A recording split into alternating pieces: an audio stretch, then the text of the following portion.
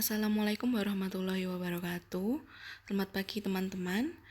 Saya Kresna Tribwana. Hari ini saya akan mempresentasikan materi saya yaitu tentang kajian strukturalisme. Kajian strukturalisme yang akan saya bahas ini tepatnya adalah kajian strukturalisme naratologi milik A.J. Greimas. Nah, mari kita mulai. Jadi pertama-tama kita harus memiliki gambaran awal dulu tentang teori strukturalisme. Singkat saja, menurut Joseph Yapitaum, teori strukturalisme sastra merupakan sebuah teori pendekatan terhadap teks-teks sastra yang menekankan keseluruhan relasi antara berbagai unsur. Nah, strukturalisme ini secara khusus mengacu pada praktik kritik sastra yang model analisisnya berdasarkan teori linguistik modern. Maksudnya, teori strukturalisme ini itu dikaji dengan berdasarkan teori linguistik, jadi mengkaji itu tentang bagaimana susunan kalimatnya, bagaimana susunan predikat, subjek, objek begitu. Teori strukturalisme ini lalu terbagi menjadi 5 macam jenis yang terdiri atas strukturalisme formalis, strukturalisme dinamik, strukturalisme semiotika, strukturalisme genetik, dan strukturalisme naratologi. Nah, selanjutnya akan dibahas tentang strukturalisme naratologi. Strukturalisme naratologi merupakan cabang kajian strukturalisme yang mengkaji struktur naratif dalam karya sastra dan persepsi pembaca terhadap struktur naratif tersebut. Naratologi adalah ilmu yang mengkaji tentang cerita. Nah, menurut Ratna, naratologi disebut teori wacana atau teks naratif. Nah, teori ini diartikan sebagai seperangkat konsep mengenai cerita dan penceritaan. Ada beberapa tokoh yang mempelopori teori strukturalisme naratologi ini. Di antaranya adalah Aristoteles, Vladimir Prop, A.J. Greimas, Claude Lévi-Strauss, Cezanne Todorov, Claude Bremont, Mike Ball, dan Shlomit Rimon Kenan. Nah, pada materi ini saya akan lebih memspesifikkan pada kajian strukturalisme milik A.J. Greimas. Namun sebelumnya, mari kita bahas dulu teori strukturalisme milik Vladimir Prop. Kajian teori strukturalisme milik Vladimir Prop. Nah, Vladimir Yakovlovich Prop adalah seorang tokoh strukturalis pertama yang membicarakan struktur naratif dengan serius dan memberikan makna baru pada dikotomi antara fabula atau cerita dan sujet atau plot. Nah, pada 1928, Prop meneliti 100 dongeng atau cerita rakyat Rusia. Nah, hasil yang ia dapatkan dari penelitian yang ia lakukan itu, ia menemukan bahwa semua dongeng tersebut memiliki struktur yang sama, yaitu para pelaku memiliki perbuatan dan peran-peran yang sama. Lalu dari penelitian yang dia lakukan, dia juga menemukan 31 bentuk fungsi yang lalu dikelompokkan menjadi ke dalam 7 ruang tindakan atau peran yang terdiri atas penjahat, donor, penolong, putri dan ayahnya, orang yang menyuruh, pahlawan, dan pahlawan palsu. Nah, lalu model penelitian Prop menjadi bentuk model bagi para peneliti strukturalisme naratologi lainnya seperti Todorov, Bremont, dan A.J. Greimas. Nah, sekarang saya akan membahas kajian strukturalisme naratologi milik A.J. Greimas. Jadi, kajian strukturalisme naratologi milik Greimas seperti yang dikatakan sebelumnya merujuk pada model strukturalisme Prop. Nah, berdasarkan teori yang dikembangkan oleh Greimas ini, ia menemukan suatu struktur dan ia memperkenalkannya sebagai aktan dan akteurus. Aktan merupakan satuan naratif terkecil dalam karya sastra. Aktan dapat berupa sesuatu yang abstrak seperti cinta, kebebasan, atau sekelompok tokoh yang memiliki fungsi tertentu.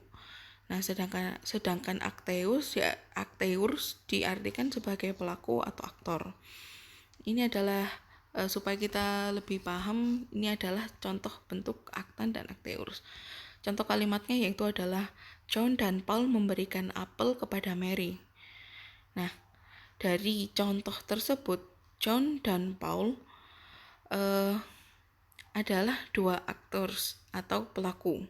Jadi John sebagai aktor dan Paul sebagai aktor pula.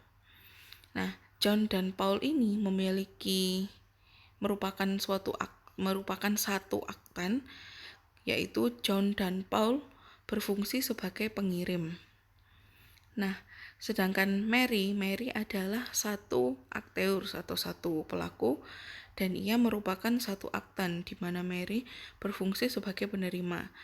Lalu apel di sini menjadi objek. Kalimat yang kedua, John membelikan dirinya sendiri sebuah baju. Dari kalimat ini, John merupakan satu akteur, yaitu pelaku, dan juga John juga merupakan dua aktan. Di sini John merupakan pengirim dan juga penerima, sedangkan baju adalah objek. Jadi pada kalimat John membelikan dirinya sendiri sebuah baju merupakan dua aktan. Karena John membelikan dirinya sendiri, itu berarti diartikan bahwa John ini adalah sebagai pengirim, yaitu seorang yang membelikan dirinya. Nah, lalu dia itu juga sebagai penerima karena baju yang dibeli tersebut dipakai olehnya gitu. Nah, dari teori aktan dan akteus itu, lalu A.J. Greimas menspesifikkan bentuk aktan menjadi 6 bentuk. Nah, terdiri dari sender atau pengirim, objek, lalu receiver atau penerima, helper penolong, subjek, dan oponen atau penentang. Pengirim adalah seseorang atau sesuatu yang memiliki keinginan atau kehendak untuk mendapatkan objek. Subjek adalah seseorang atau sesuatu yang digunakan pengirim sebagai alat untuk mendapatkan objek. Objek adalah seseorang atau sesuatu yang diinginkan oleh pengirim melalui subjek. Lalu penolong adalah seseorang atau sesuatu yang datang membantu subjek dalam menjalankan tugasnya dalam mencapai objek. Lalu penentang adalah seseorang atau sesuatu yang datang menghalang-halangi kegiatan subjek dalam mencapai objek. Sedangkan penerima adalah seseorang atau sesuatu yang menerima hasil kerja subjek dalam mendapatkan objek. Terkadang penerima itu sendiri adalah pengirim. Lalu ada model fungsional. Nah, Greimas mengemukakan model cerita yang tetap sebagai alur. Model itu dibangun oleh berbagai tindakan yang disebut fungsi, sehingga dinamakan model fungsional. Model fungsional ini memiliki cara kerja yang tetap karena memang sebuah cerita selalu tergerak dari situasi awal ke situasi akhir. Model fungsional terbagi menjadi 3 bagian, dapat dilihat pada gambar di bawah ini. Jadi, model fungsional terdiri dari 3 bagian. Bagian pertama yaitu adalah bagian situasi awal. Yang kedua bagian transformasi, dan yang ketiga adalah bagian situasi akhir. Pada bagian transformasi akan dibagi menjadi 3 tahap, yaitu tahap uji kecakapan, tahap utama, serta tahap kegemilangan.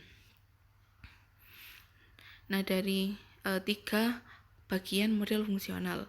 Bagian pertama adalah bagian situasi awal. Di bagian situasi awal, cerita akan muncul pernyataan adanya keinginan untuk mendapatkan sesuatu. Di dalamnya terdapat panggilan, perintah, atau persetujuan. Lalu pada bagian kedua adalah transformasi. Transformasi terdiri dari 3 tahap, yaitu tahap uji kecakapan adalah adanya keberangkatan subjek atau pahlawan, munculnya penentang dan penolong, dan jika pahlawan tidak mampu mengatasi tantangannya maka akan didiskualifikasi sebagai pahlawan. Ke tahap utama, yaitu adanya pergeseran ruang dan waktu, dalam arti pahlawan sudah berhasil mengatasi tantangan dan mengadakan perjalanan kembali. Yang terakhir, tahap kegemilangan, yaitu kedatangan pahlawan, terbongkarnya pahlawan palsu, hukuman bagi pahlawan palsu, dan jasa bagi pahlawan asli. Yang terakhir ada di bagian ini adalah bagian ketiga, yaitu adalah situasi akhir. Nah, pada bagian ini objek telah diperoleh dan diterima oleh penerima. Keseimbangan terjadi, berakhirnya suatu keinginan terhadap sesuatu, dan berakhirlah sudah cerita itu. Nah, selanjutnya adalah contoh praktik kajian strukturalisme naratologi milik A.J. Greimas. Pada pembahasan saya hari ini, saya mengambil contoh dari paragraf ke-5 dan ke-6 novel Bumi Manusia. Bisa dilihat penggalan novelnya adalah sebagai berikut.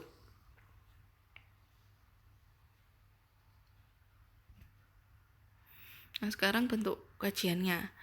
Dari penggalan novel tersebut, maka bisa disimpulkan bahwa pada sebelah kiri ini adalah 6 bentuk aktans, sedangkan pada sebelah kanan atau tabel tersebut merupakan gambaran dari model fungsional. Saya akan membahas 6 bentuk aktan dulu. Bentuk aktan pertama yaitu pengirim. Nah, pengirim ini adalah rasa percaya Minke terhadap ucapan direktur sekolahnya tentang pengetahuan yang dimiliki oleh guru-guru di sekolahnya.